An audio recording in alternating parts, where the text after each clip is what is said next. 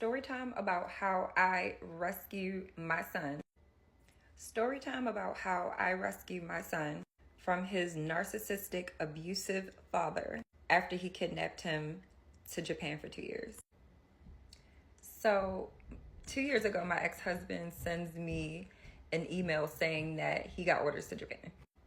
I had a conversation with our son and asked him what was his preference of where he wanted to be. And he said he wanted to stay with me. And he would just visit his dad over in Japan. So I sent an email to his dad responding, telling him that we have joint custody and he's not supposed to be going overseas without going to the courts first. Well, he completely ignored me and sent me the flight itinerary for himself and our child.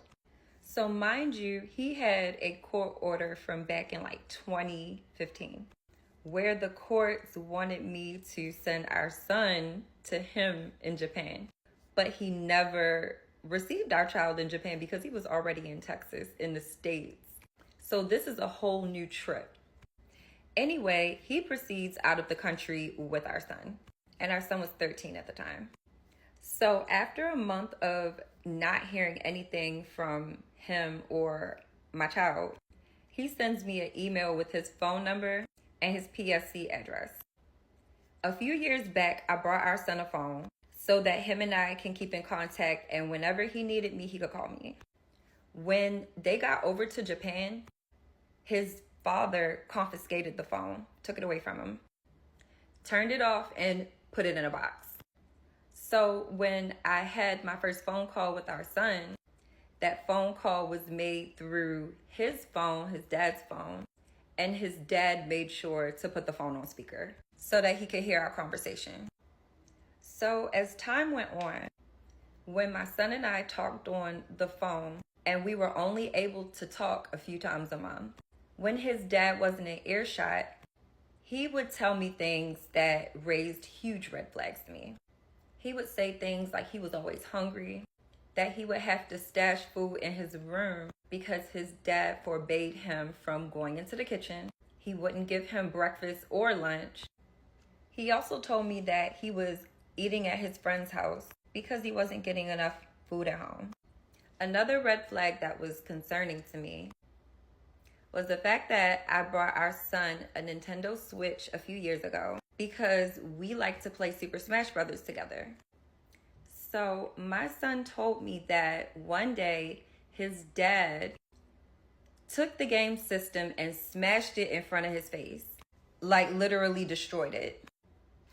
So he didn't have his game system. And he also told me that when his dad would get mad, he would clear out his room of everything. So the only things that were left in there were a bed, a desk, and a TV with no cords.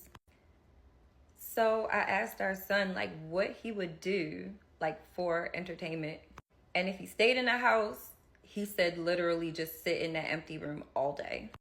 He also told me that his dad and his wife and their 2 kids would frequently go out on family outings, and he would be left at home in that room by himself for hours. There were too many red flags for me, and the courts were no help. The FBI was no help. So I started emailing his commander, and his commander reassured me that everything was okay, when it wasn't, because my son was literally being neglected. So when I say I started bugging the hell out the military, I started bugging them. I had gotten in contact with the 4-star general of the base, who echoed the same thing as his commander, that nothing was wrong, which I knew wasn't true. So I just kept climbing the rungs of the ladder higher and higher, and I emailed my senator, Kwaizi Mfume, who also said there was nothing wrong. So I noticed that I started getting motion this past March, when his dad decided to tell me that they were coming back to the States in June. I'm responsible for paying for all travel when it comes to exercise in my visitation.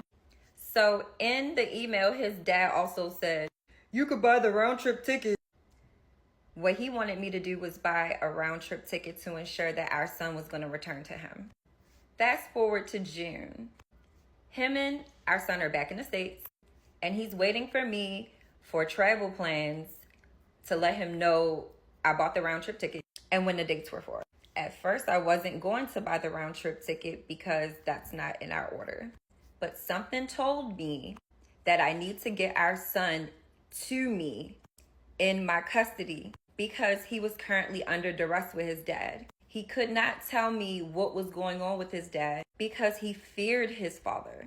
His father presented an authoritarian face, so he was afraid of him. Not to mention that his dad physically assaulted him multiple times.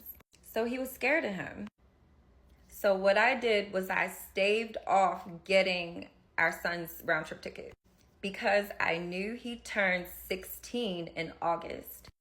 And Maryland state law states that when the child is 16, they make the decision on what parent they want to live with.